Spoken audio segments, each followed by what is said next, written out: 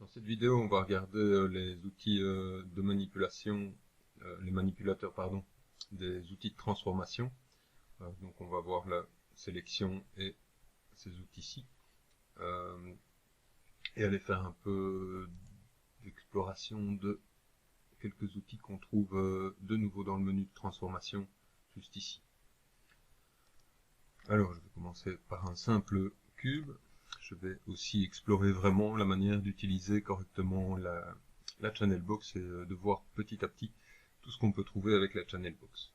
Alors la première chose qu'on va faire, c'est simplement de regarder les raccourcis Q, W, E, R et T.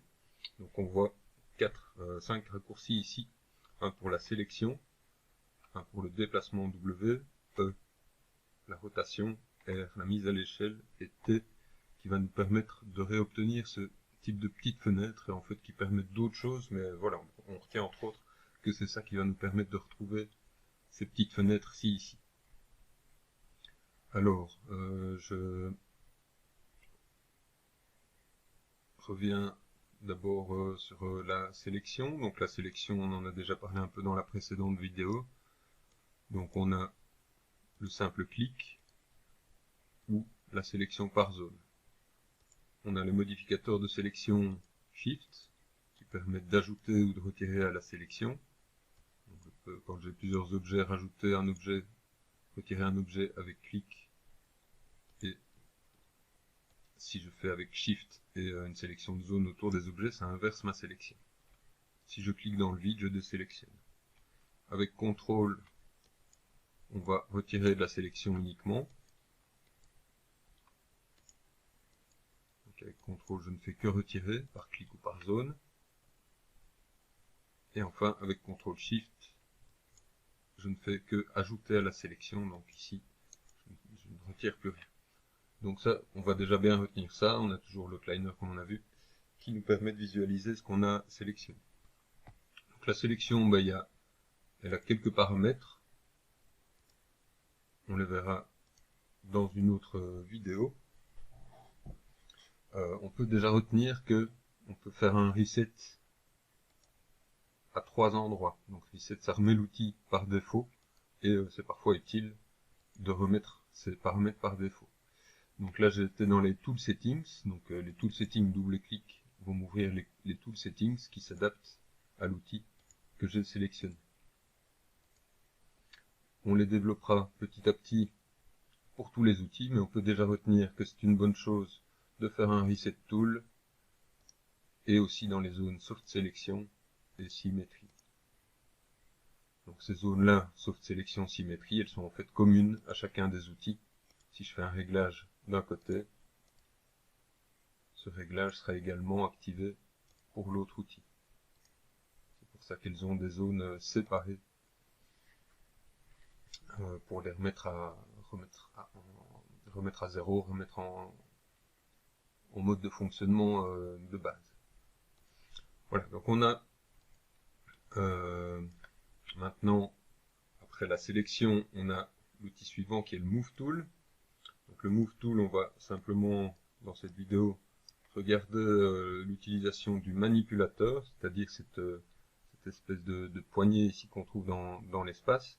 Donc, dans un premier temps, cette poignée, on voit qu'elle est rouge, ici jaune, on va voir que si je clique sur un axe, il devient jaune. Donc rouge, vert et bleu. On a également 3 petites poignées plans sur les côtés. Donc chaque axe permet un déplacement uniquement selon un axe, c'est simple à comprendre. Donc on peut regarder ici déjà, je peux sélectionner tous mes champs pour les remettre à zéro. On peut regarder que un déplacement va faire a priori changer une seule valeur ici de translate X, de translate Y ou de translate Z. Si je prends les poignées, je vais faire par exemple ici bleu et rouge un déplacement perpendiculaire à l'axe vert, donc la poignée est verte. Donc je suis dans le plan X, Z. Ou bien je suis dans le plan X, Y et je me déplace perpendiculairement à l'axe bleu, à l'axe Z. Ou bien je me déplace évidemment perpendiculairement à l'axe rouge. Donc on a toujours le petit système d'axes en bas à gauche qui nous indique les orientations de la grille. Et on voit pour le moment, je dis bien pour le moment, que les systèmes d'axes sont orientés comme la grille. Alors on a enfin une poignée ici au centre. Cette poignée ici au centre, elle nous permet de nous déplacer dans le plan de l'écran.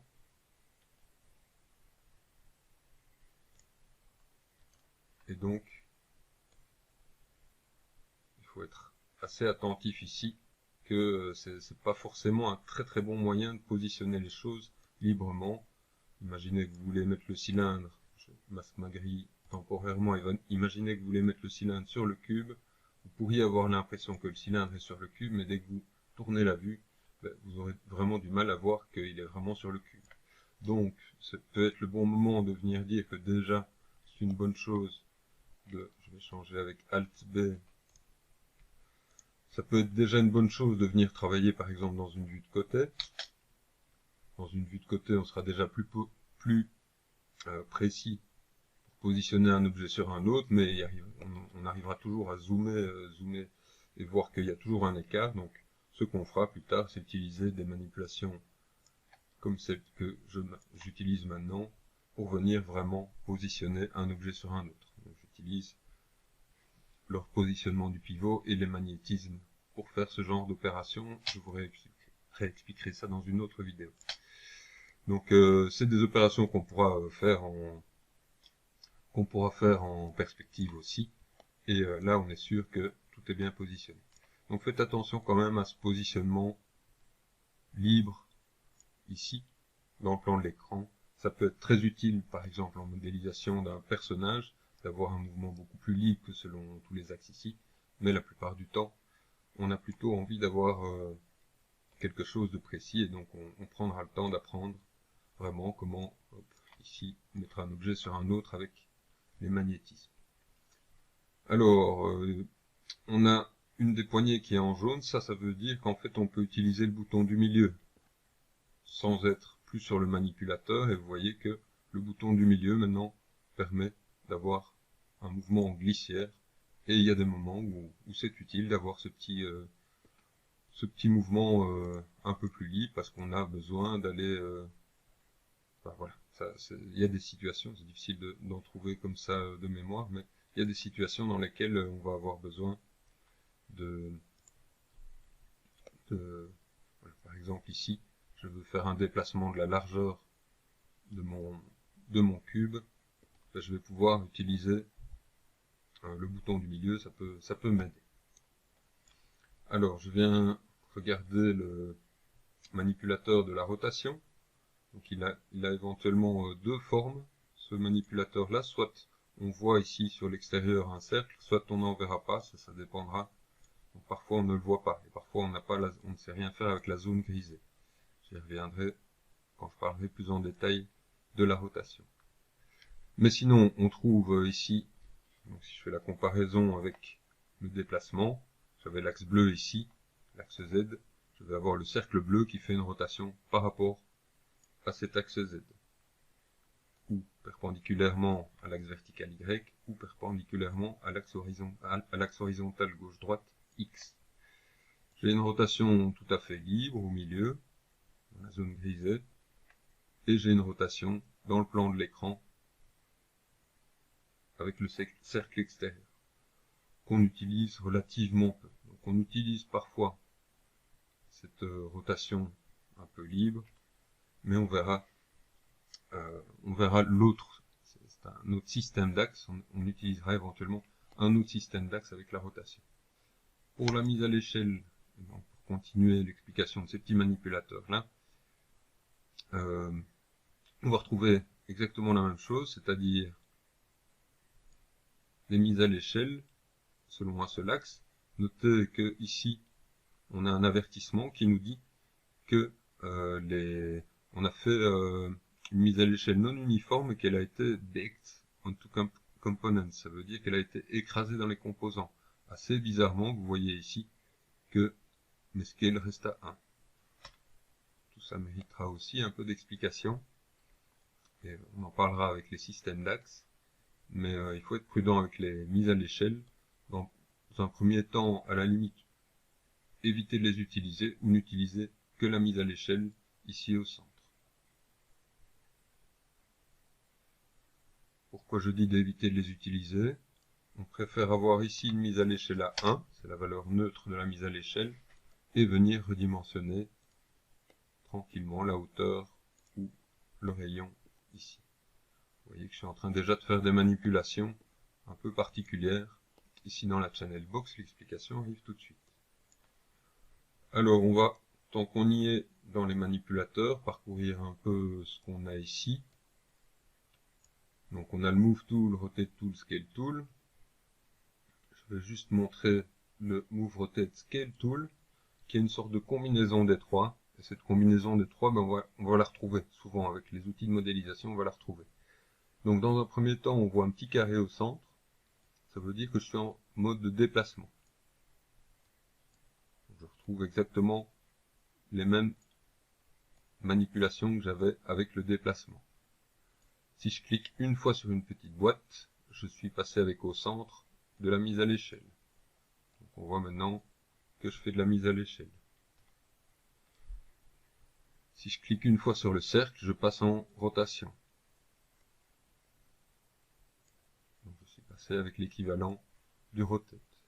Donc on aura souvent ce type de manipulateur qui apparaît.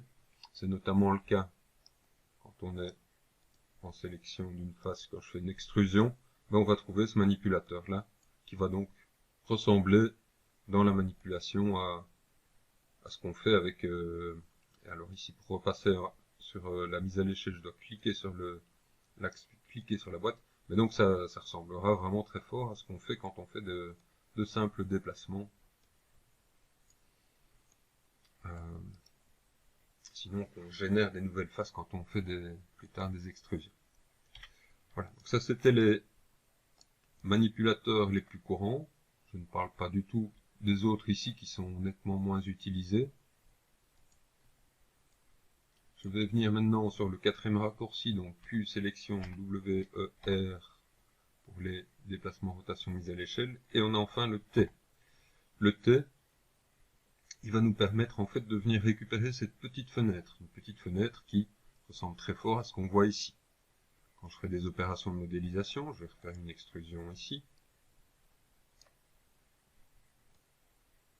On verra qu'on a une sorte de petite sélection ici. Une petite sélection de quelques paramètres ici. Thickness, l'épaisseur. Donc on retrouve l'épaisseur ici. Alors, si je viens, je fais un clic droit, je reviens en mode objet ici. On voit que mon objet, j'ai ses valeurs de déplacement, rotation, mise à l'échelle ici, le paramètre de visibilité. J'ai aussi mon historique, tout en bas, la création du cube, puis une extrusion. Si j'appuie sur la touche T, je vais récupérer simplement cette petite fenêtre, le InView Editor. Et donc, je dois cliquer sur la ligne ici, appuyer sur la touche T, et ça me permet, ça, de revenir éventuellement à une opération. C'est peut-être pas une très bonne idée, ça. Une opération, par exemple, pour redéfinir la hauteur. Je dis, c'est pas une très bonne idée de faire ça. On verra que c'est pas une bonne idée de venir modifier des subdivisions, le nombre de subdivisions d'une opération, alors qu'on en a fait une autre après. Voilà. Donc l'idée de ces quatre raccourcis là, ben, voilà. Alors j'ai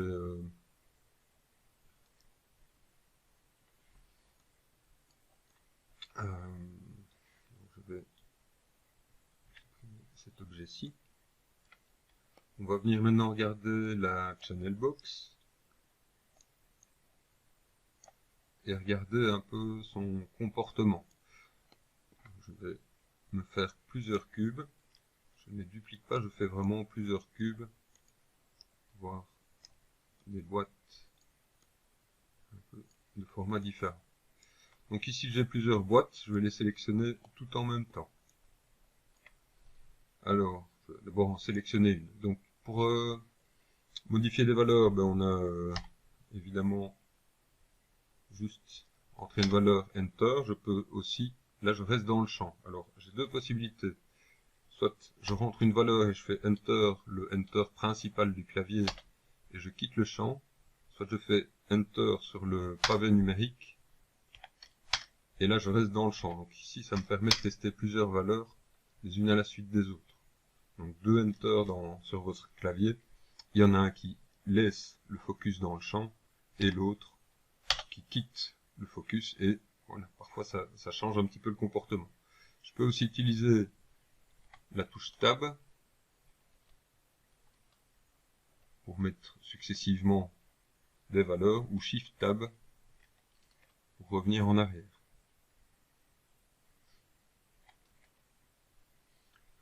Je peux sélectionner plusieurs valeurs à la fois pour remettre par exemple toutes les valeurs à 0 ou à une valeur identique. Je peux sélectionner plusieurs champs et faire Enter directement pour réutiliser la dernière valeur et la faire entrer dans les autres champs. Donc quand on veut réinitialiser un objet, ben on prend les 6 premiers champs, on les remet à 0, on prend les 3 derniers et on les met à 1. Donc la mise à l'échelle est neutre à 1. Faites attention que si vous mettez la mise à l'échelle à 0, je vais la mettre progressivement, je vais aplatir selon une direction, selon une autre direction, et puis finalement rétracter tout mon objet en un petit point ici au centre, mais j'ai bien un objet qui est sélectionné ici, que je peux remettre à l'échelle progressivement. Si je tape 0, 1, il va commencer à réapparaître. Donc on voit bien qu'une mise à l'échelle à 5% ici, bah évidemment ça va réduire la taille de l'objet significativement, et donc la valeur neutre c'est une valeur de 1.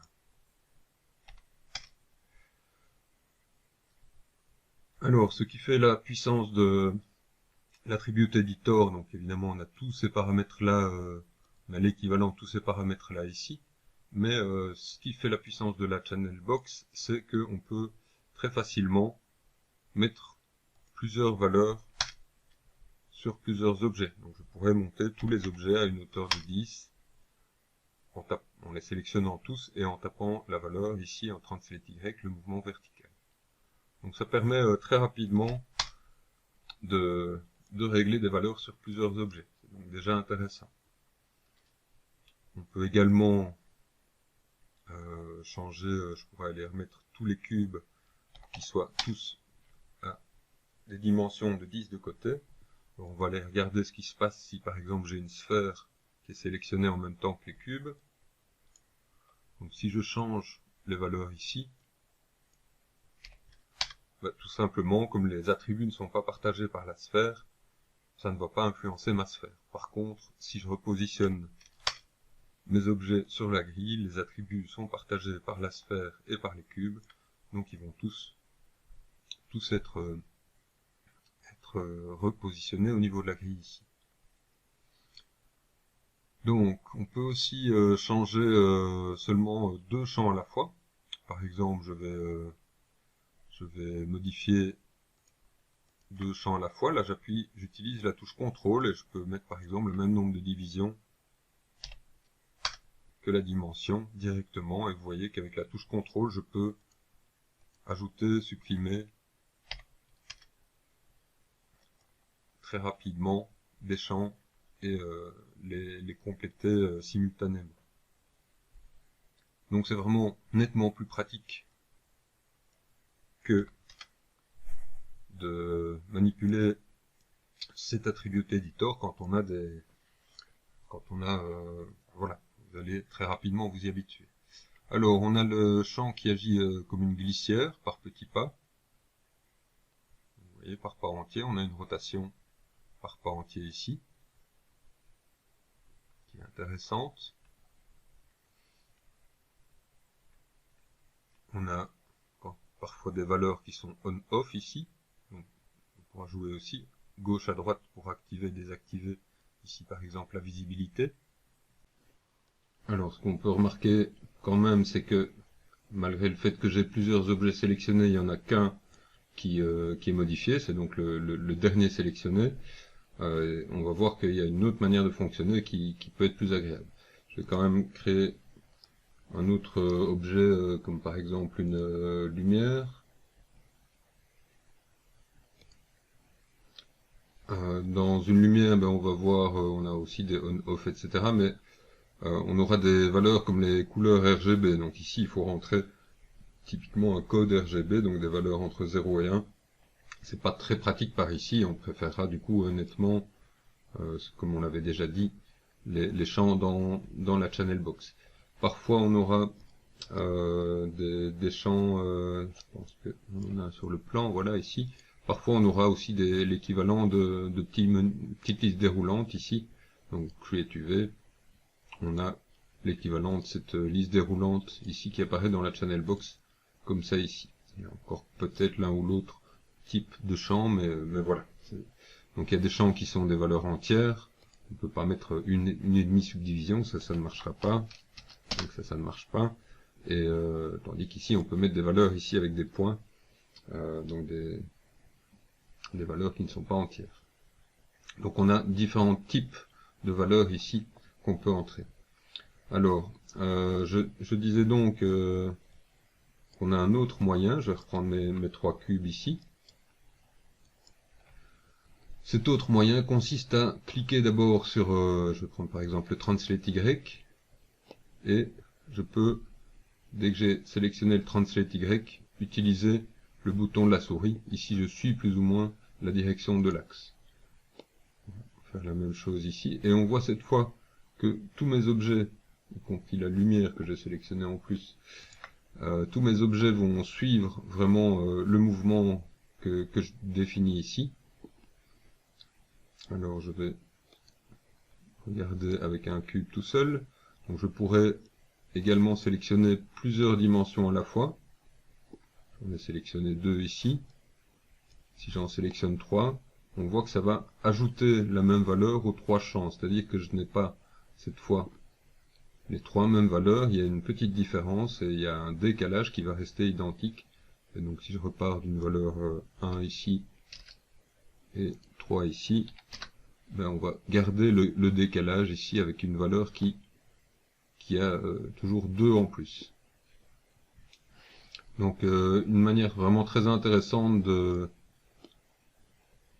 d'être très rapide, et ça va fonctionner en particulier très bien pour par exemple la mise à l'échelle, qui nous permet d'avoir une mise à l'échelle uniforme ici dans la vue.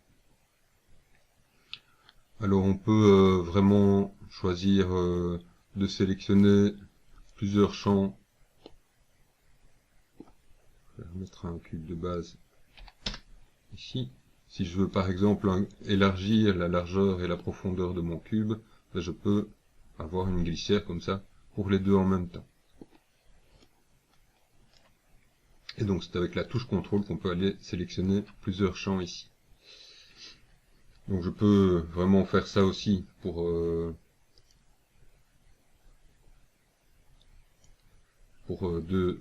deux objets en même temps. Et on commence à vraiment voir. Donc je veux changer la largeur du nombre de subdivisions, ou justement qu'il y ait un nombre identique de subdivisions à la largeur. Voilà, je peux vraiment aller très très vite pour plusieurs objets en même temps, des objets qui auraient des paramètres en commun ici, les paramètres du cube.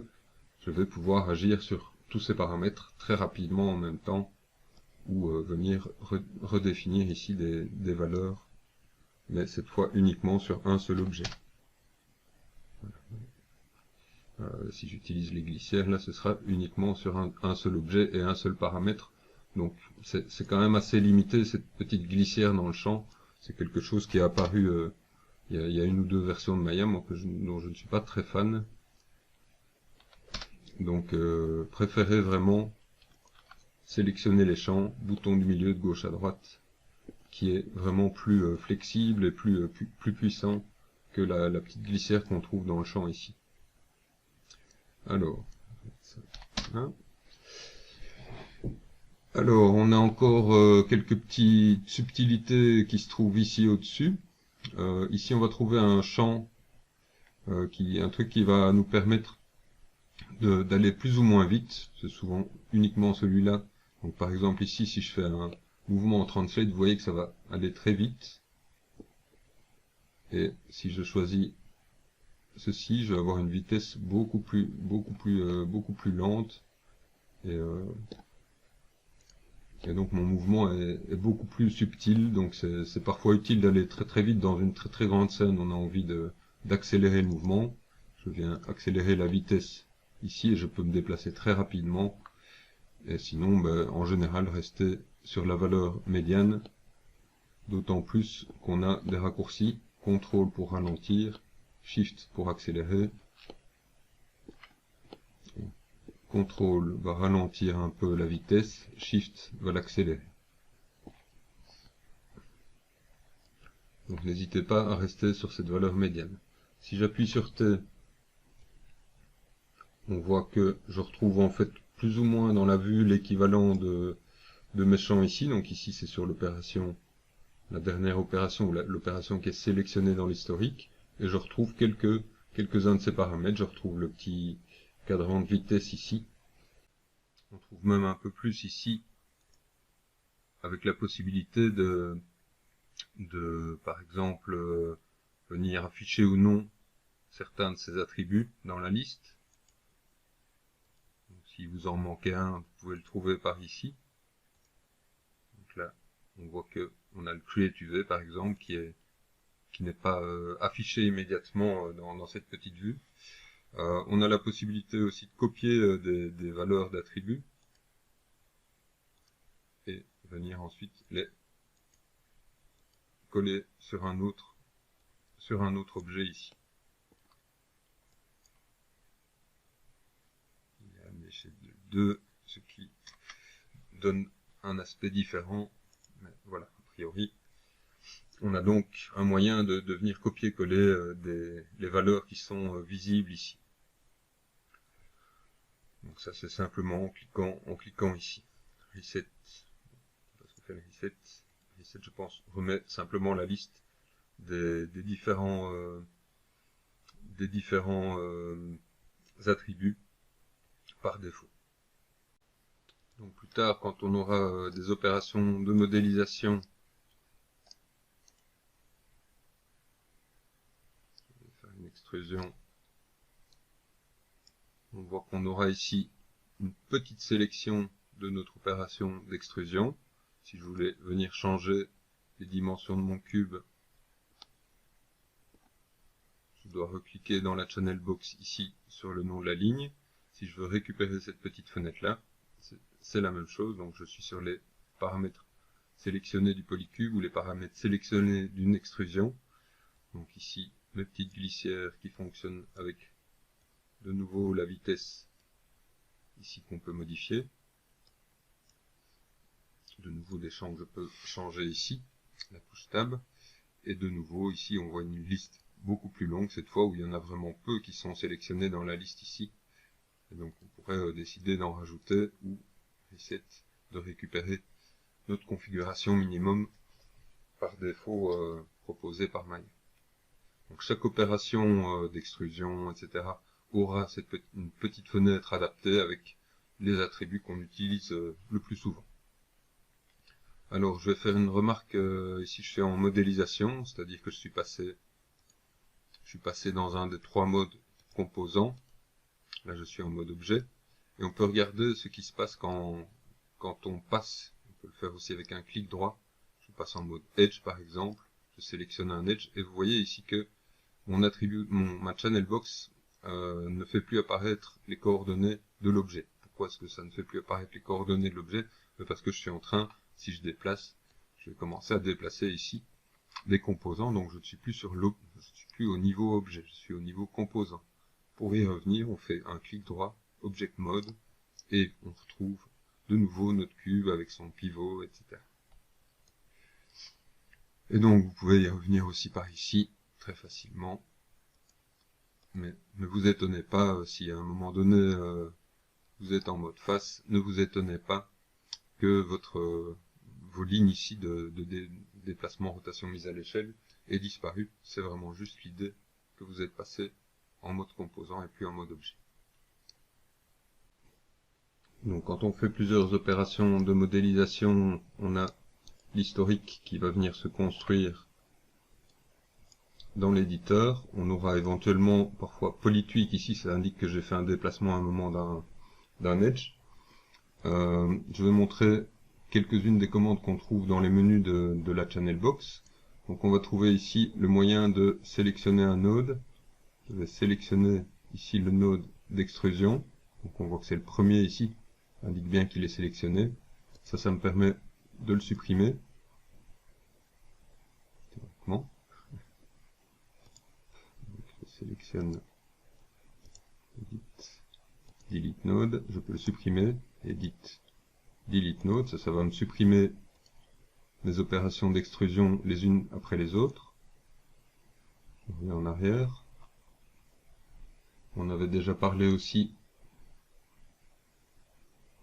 et là je peux être revenu plutôt en mode objet, on avait parlé de la commande de suppression de l'historique, donc c'est le raccourci Alt-Shift-D, et ça va nous supprimer tout notre historique ici. On n'oublie pas qu'il y avait le bouton ici pour construire l'historique, donc ici si je crée un cube, je n'aurai pas l'onglet de création, la petite partie qui concerne la création du cube, donc l'étape de création du cube dans l'historique. Donc si je veux l'avoir, il faut que j'active bien ma case ici au-dessus, sans quoi je ne l'aurai pas. Alors dans les menus ici, qui sont des menus qu'on retrouve quand on fait des clics droits ou contrôle-clic droit, donc ici j'ai le menu du contrôle-clic droit, c'est le menu Edit, clic droit, c'est le menu Channel. On va trouver toute une série d'opérations. Pour certaines, il faut avoir sélectionné quelque chose. C'est par exemple le moyen d'arriver dans l'éditeur où on va animer tel ou tel paramètre. Donc ça c'est pour animer. On va trouver par exemple les attributs du matériau appliqué à tel objet. C'était matériel attribute. Donc on trouve toutes sortes de petits réglages. On trouve également un affichage éventuellement un peu différent des noms. Donc, vous pouvez vous mettre menu Edit, Channel Names Nice ou Long. Vous allez avoir un affichage qui est peut-être un peu plus lisible si vous êtes mis en Nice ici. On a un autre affichage, Short, qui va vraiment mettre des noms très très courts aux attributs. Alors, on a la commande delete historique qui se trouve également ici. Et pour le reste, dans ce menu-ci, je ne vais pas aller beaucoup plus loin. Dans ce menu-ci, on va trouver plein de petites opérations qui sont liées à chacun des attributs. C'est ça qui fait vraiment de la channel box un outil précieux pour l'animation. Donc si je veux par exemple animer, rajouter barre d'espace, je clique à droite mon range slider et mon time slider. Je peux cliquer vraiment à droite pour mieux voir. Donc si je veux faire une petite animation, je peux faire un clic droit ici et mettre une clé. Je vais un peu plus loin dans le temps. Je déplace où je suis. J'ai toujours ça qui est sélectionné, donc avec le bouton du milieu, je monte mon objet. Là j'ai appuyé sur S, mais c'est une des commandes pour mettre les clés, mais le raccourci n'est pas configuré, donc je vais reprendre ici simplement Key Selected. Donc ça va mettre une clé sur tout ce qui est sélectionné en bleu. Donc par exemple, je veux faire une mise à l'échelle aussi. Je vais faire un Key Selected. Il vient mettre une clé en rouge ici, à l'image 17. Et je vais venir ici au début, me mettre à une valeur de 0, mettre une clé. Et donc, mon objet va apparaître, s'agrandir progressivement de 0% à 100%, et monter. Donc ça c'est le moyen de créer des clés. Si je veux supprimer des clés, de nouveau je sélectionne les champs, clic droit, et je vais chercher Break Connection. Cette fois, mon animation ne se fait plus que selon deux dimensions. ici, ben, je pourrais casser toutes les connexions. Je pourrais aussi aller par le menu Edit, Delete all by Type, Channels, et même donc la Channel Box, donc les canaux d'animation, et je supprime d'un coup toutes les animations qu'il y avait sur mon objet. Mettre mon cube à une valeur qui est plus correcte. Donc en supprimant toutes les animations, ben, je vois qu'il n'y a plus de petits indicateurs rouges, et je vois plus non plus les petites barres verticales qui indiquaient que j'avais des clés. Alors, on a d'autres choses qui sont possibles. Je pourrais décider, par exemple, que je veux que mon objet ne soit plus mis à l'échelle. Je vais pouvoir faire un lock selected ici. Le lock selected me permet de verrouiller ces valeurs-là. Donc, si j'essaie maintenant de faire une mise à l'échelle, je vois que mon manipulateur est grisé. Donc, je ne sais plus. C'est un peu bizarre ça. Donc, je ne sais plus utiliser. Je ne sais pas pourquoi je peux utiliser encore ceux-là, mais normalement, je ne devrais pas pouvoir. Je pourrais décider aussi, par exemple, de juste verrouiller le déplacement vertical. Et quand je suis en déplacement, on voit que mon objet maintenant se déplace sans problème comme ça. Verticalement, je ne peux pas. Et voilà, je peux déplacer mon objet sur un plan, uniquement sur un plan. Donc il se déplace parallèlement à la grille. Alors, c'est quelque chose qu'on fait notamment avec la caméra, et on a ici une petite icône ici, Lock Caméra, qui nous permet de verrouiller la caméra. Donc si je la sélectionne ici, ma caméra, quand j'appuie sur ce bouton-là, je verrouille ces paramètres de déplacement et de rotation, et du coup je ne sais plus bouger ma perspective. Donc c'est un moyen de bloquer son point de vue. Et donc ça correspond simplement à cette opération qui permet de faire un lock, verrouiller ou déverrouiller ici les paramètres. Alors on ne va pas essayer trop vite de masquer des paramètres parce que ça peut vite être déconcertant. Hide selected, vous ne voyez plus votre paramètre, on est obligé de repasser par le channel control, une petite interface qui permet de faire revenir. Il faut que je vienne resélectionner pour les refaire passer dans la colonne non masquée. Donc on va éviter de faire ça.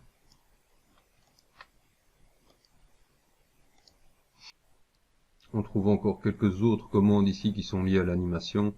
Enfin voilà, le reste, je veux dire, c'est peut-être moins utile immédiatement. Donc vous pouvez toujours utiliser donc CTRL-C, CTRL-V pour copier-coller une valeur dans un champ. C'est pour réinitialiser ici. Il faut évidemment d'abord déverrouiller cet attribut-ci. Mais donc voilà, en gros on a vu ici les différentes commandes qui seront les plus utiles dans la channel box. Je ne vais pas trop parler de ce qui est là ici. C'est le moyen de masquer le manipulateur. On parle très vite. Donc ici, si je clique ici, c'est des moyens de masquer le manipulateur et de se contenter uniquement des mouvements ici sans voir le manipulateur. Donc je vais laisser ça bien neutre. Retenez que vous pouvez utiliser vraiment celui-ci. Et donc on voit qu'avec le petit tooltip, on a l'information. Si vous ne voyez pas les tooltips, il faut passer dans les préférences, Help, pour les activer ici. Et puis faire Save. Mais voilà, en gros qui conclut l'explication de la channel box. Donc on a une autre partie ici en bas qui est le channel, le layer editor, pardon, l'éditeur des calques, qui n'est pas très compliqué à utiliser. Je vais en parler en 2 petites minutes. Donc l'idée ici est qu'on peut mettre plusieurs objets dans un layer. On va utiliser la commande ici, qui est donc la commande qui va permettre de créer un layer à partir de la sélection. On peut aussi créer un layer qui est vide. Ce layer, je peux double-cliquer pour lui donner un nom. Un layer avec les cubes, par exemple, éventuellement donner une couleur qui va être la couleur du filaire dans la vue. Donc maintenant, je j'ai un layer qui me permet de rendre très rapidement visible, invisible tous les éléments ici. Je pourrais sélectionner des objets et venir les ajouter. Avec un clic droit, j'ai Add Selected Objects. Ils sont maintenant également dans le layer. Alors, je peux rendre mon layer en template, ce qu'on avait déjà fait pour un seul objet, ou en référence. En référence, on ne peut pas les sélectionner, mais ils seront visibles au rendu. En template, ils seront invisibles au rendu et on a juste une idée de leur encombrement et c'est beaucoup plus léger dans les déplacements de notre vue ici. Donc, ça dépend évidemment de notre affichage, mais il y a des affichages dans lesquels on continue à les voir. Ça nous aide par exemple à voir comment un objet ou un personnage doit se déplacer entre le décor, mais on n'est pas ennuyé. On n'est pas ennuyé ici. Le P, je pense que c'est un moyen d'éviter que l'animation ne se joue sur un objet qui a été animé. Donc on peut également, clic droit, sélectionner les objets qui sont contenus dans le layer, et par exemple décider aussi de clic droit, retirer des objets du layer. Alors une petite note intéressante, c'est que si j'ai plusieurs objets qui sont groupés, donc je vais faire un groupe avec CTRL G, on voit ici j'ai un groupe, on peut simplement ajouter un groupe dans un layer, et tout ce que... On voit maintenant que tous les objets du layer, tous les objets dans le groupe, sont mis directement dans le layer. Donc dès que je vais les ressortir, je ressors par exemple la lumière, ou un cube, ils vont sortir du layer, donc c'est vraiment, l'association est faite juste avec le groupe et le layer. On voit aussi que j'ai ici, lié à mon groupe, un nouvel onglet, qui est le layer dans lequel j'ai placé le groupe. C'est le même onglet qu'on va retrouver ici pour un cube ou l'autre. Ces cubes qui sont dedans, ce cube-ci n'y est plus, donc évidemment lui n'a pas l'onglet. Et donc dans cet onglet, qu'est-ce que je vais trouver? C'est ici. On a les attributs quelque part. Voilà, attribute ici. Je vais avoir la possibilité de choisir si je vois en shaded, en texture, si c'est visible ou invisible, changer la couleur avec soit un index, soit un code RGB. Voilà, rien de très compliqué à comprendre ici. Mais donc je peux vraiment organiser mon layer avec mettre les lumières, les murs, etc. d'un décor, les meubles, les petits objets, les personnages, etc. dans différents layers. Ici c'est vraiment quelque chose qu'on utilise beaucoup et qu'on comprend assez vite. Si je ne veux plus mon layer, je peux bien sûr le vider ou le supprimer. J'ai également Membership ici qui va m'ouvrir une fenêtre qui me permet de voir, quand je sélectionne un des layers, qui me permet de voir simplement à droite, en bleu, un peu la fenêtre, qui me permet de voir si un objet est ou non, il est en bleu dès qu'il est dans tel layer. Donc je peux remettre un objet ou le sortir simplement en cliquant dessus dans cette petite fenêtre-ci, qui est une des nombreuses fenêtres de Maya que l'on va retrouver ici.